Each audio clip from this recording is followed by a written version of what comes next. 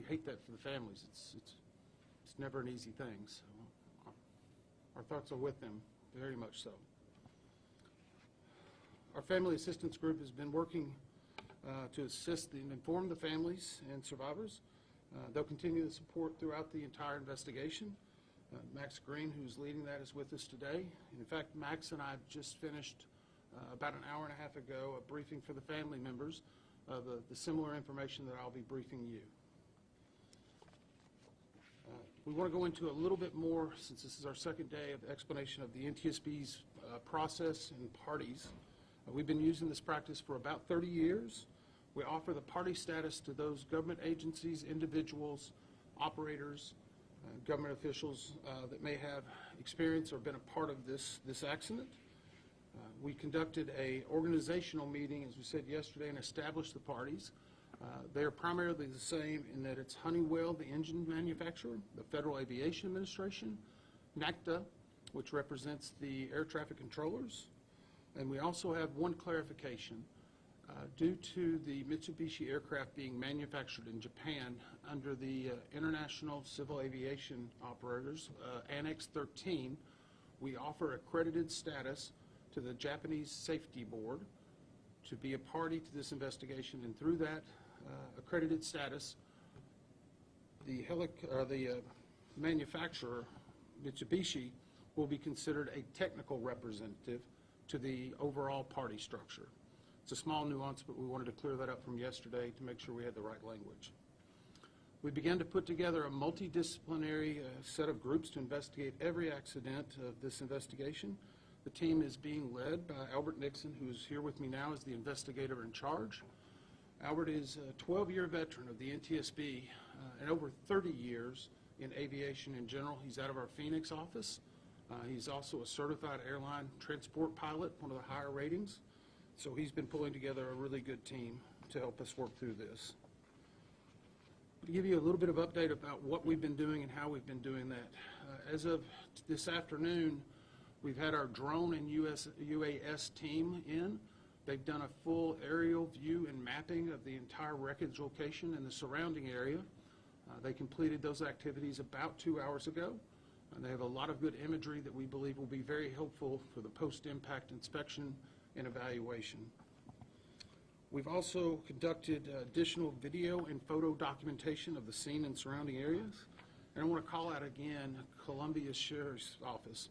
They provided us with over 1,000 images post-impact of what occurred and how the plane was found. That will be very helpful for us, as some of the items in the wreckage had to be moved for the extraction of the passengers.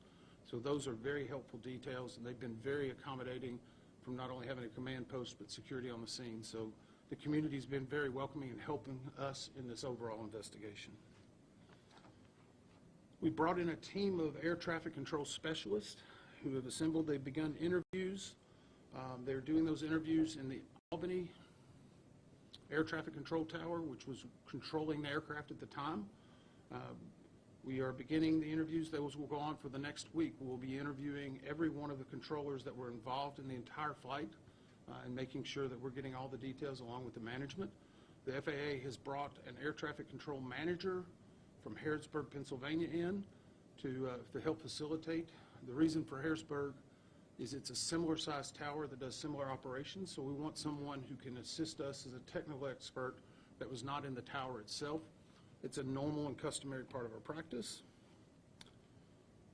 We pulled a number of pieces of equipment from the actual aircraft itself, and these are going to be the avionics that have been upgraded. So we've secured a number of those.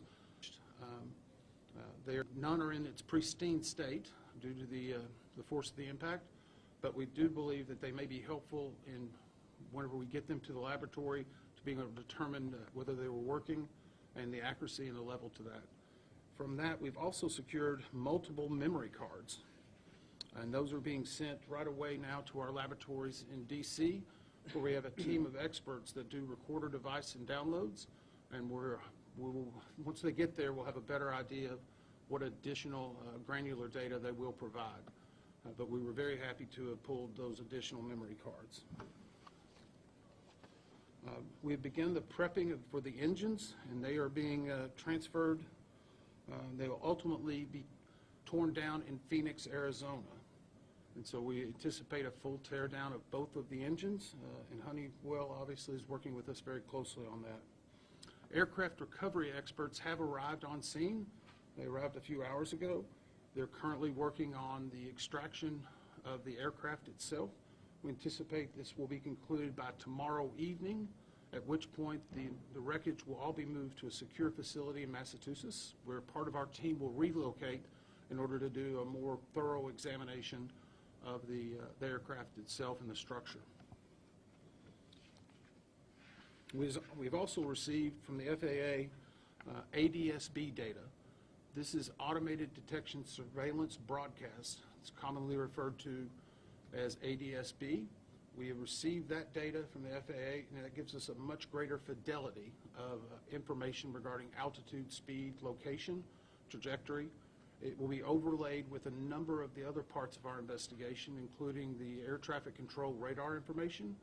As part of the FAA review, we will also be doing video replays of the actual ATC, or air traffic control scopes, that were being seen at the time. And we'll also be looking at the low altitude alert that was presented to the air traffic controller screen that we mentioned yesterday. Here's a few things that we know about the actual flight itself. For this aircraft, it was the second flight of that day. It had taken off at 9:30 a.m. Eastern Daylight Time from Norwood Memorial and arrived at White Plains at 10:19 a.m. It then departed White Plains at 11:34 en route to Columbia Airport before it was lost on air traffic controller screens and subsequently found in a post-impact crash. We're at the location that we found it. Automated weather at Columbia Airport was recorded 4 minutes prior to the actual accident. Now I'm going to make sure I clarify this. It was at the airport. The crash scene is approximately 10 miles from the airport. So there can be a slight variance between the airport and what was experienced at the crash scene, but it would be fairly consistent. And we're actually going back out and looking at other reporting stations en route to make sure we're providing the best investigative picture of all the information. Automated weather at the Columbia Airport 4 minutes before the crash indicated a minimum ceiling of 400 feet AGL. Wind from 10 degrees at 8 knots, a temperature of 37 degrees with a dew point of 36 degrees Fahrenheit. Relative humidity was 93%. Now, what we can say is weather was, at that time, what we consider to be deteriorating. And I mentioned the ceiling at the airport being 400 AGL. That's above ground level.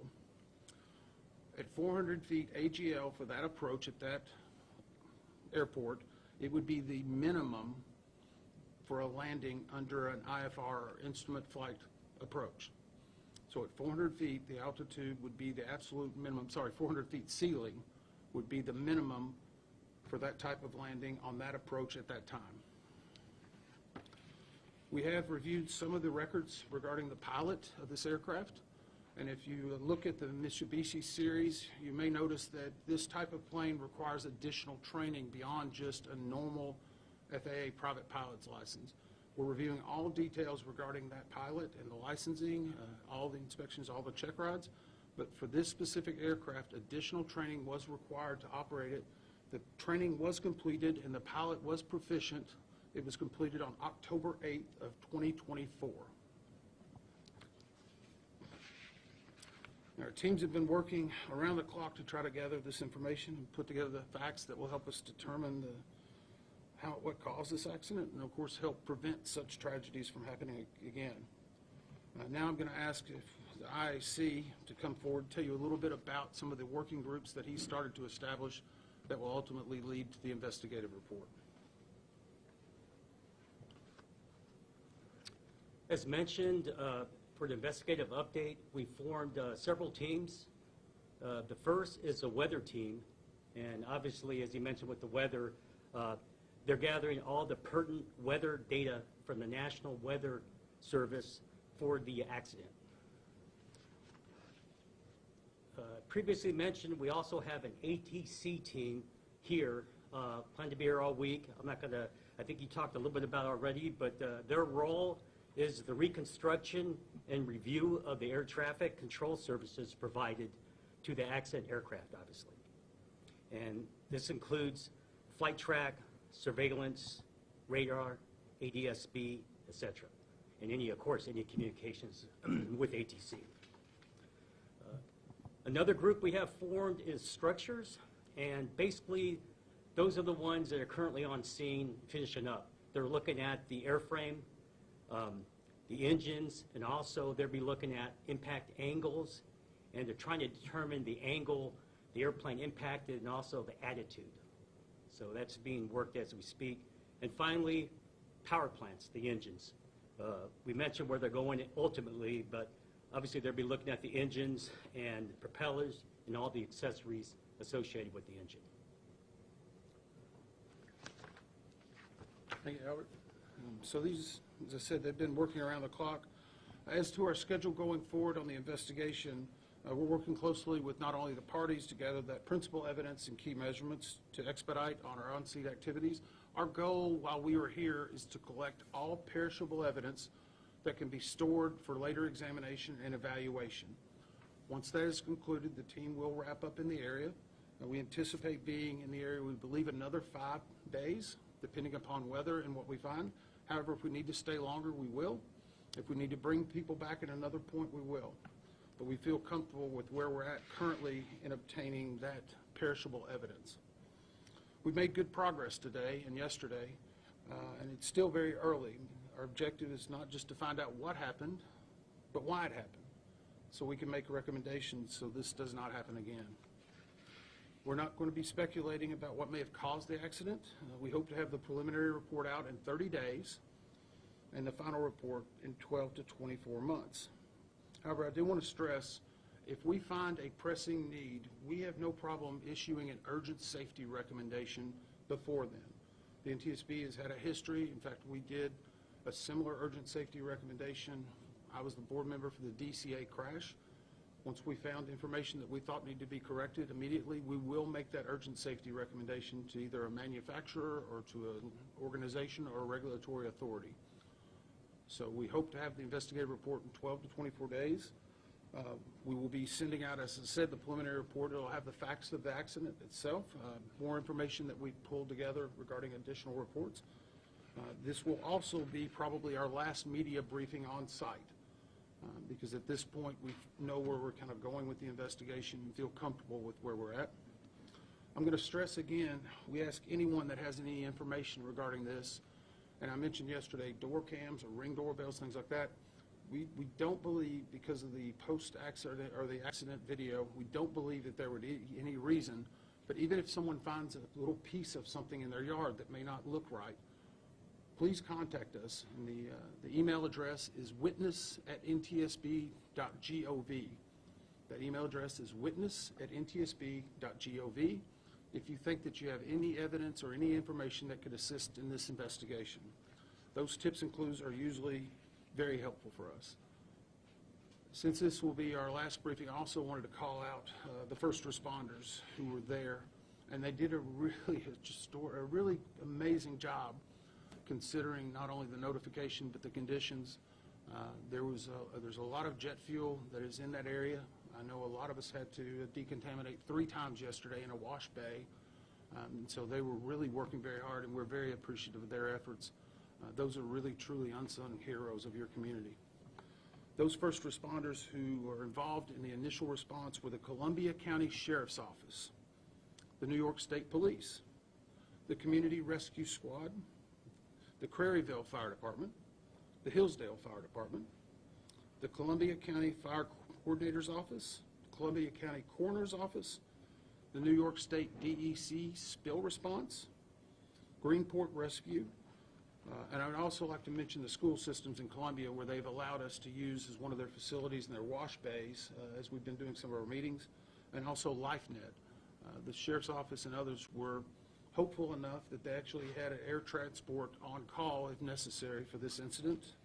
It ultimately was not needed, but we were appreciative of everything they did. So with that, we're going to try to take some questions and hopefully get some answers for any information you may need. I ask that you just tell us who you are and from what outlet you come from. Yes, sir. Last time about the airworthiness certificate that was first in 1985 and then it was updated in 1995. For our information, it's usually only done if there's something significant that happens, like a crash or anything like that. Can you give us any insight into that airworthiness certificate today? So the question was about airworthiness ticket, and we did take that back, and we've had a discussion with the Mitsubishi representative. Off our initial review, we feel comfortable that that plane should be flying. We see no issue with that, especially with its inspections. We do know that occasionally when an airworthiness ticket is opened up at an original delivery, it sometimes creates one airworthiness certificate, and sometimes you can have either a major upgrade or a change in the aircraft. It can be several other reasons. So one of the other things that we're actually doing is going back through every maintenance record for the entire life of that aircraft. We're pulling together every inspection. We will most likely talk to anyone who did work on that plane recently. We will also talk to anyone who may have done any check rides or anything in regard to follow-up maintenance on it. But we are feeling good about the specificity of the information we're receiving because of the sale that occurred last year. There was a lot of updated information, and there were several reviews from different regulatory authorities. So I appreciate it. Other questions? Yes, sir. Corey James, Metro News. You mentioned that the pilot would need additional certification in order to fly a plane like this. If you can go into a little bit more details about what type of certification that's needed, or what type of training or education that's needed. So the question is about basically additional training regarding this type of aircraft. The Mitsubishi, this is a twin propeller turboprop. It is what operates what I would say at a very high speed, close to jet speed. So it's a very agile, high performance type of plane, even though it's registered as a turboprop. Over the course of investigations, the NTSB has found and made recommendations, specifically making sure that an operator has an additional level of expertise beyond just a standard private pilot's license and possibly a certification under, say, a piston single engine. And so through those recommendations and working with industry and regulators, that is now a requirement for that additional training.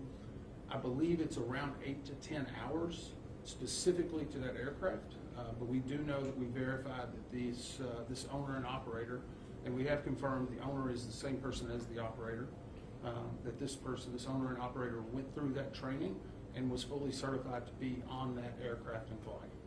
Follow-up? Yes, sir. 8 to 10 hours of flying time? So the question was 8 to 10 hours of flying time. I don't know the specifics of that. I know it's specific to that airplane and that airframe structure. I don't have that training curriculum at that time. I do know that it was, as I said, a suggestion from the NTSB and others, and that we closed that recommendation acceptable. So we felt comfortable with the action that was taken by the manufacturer and the regulator to ensure that the training would be adequate for that type of aircraft. Other questions? Yes, ma'am. Hi, Tessa Bentulin with News Channel 13.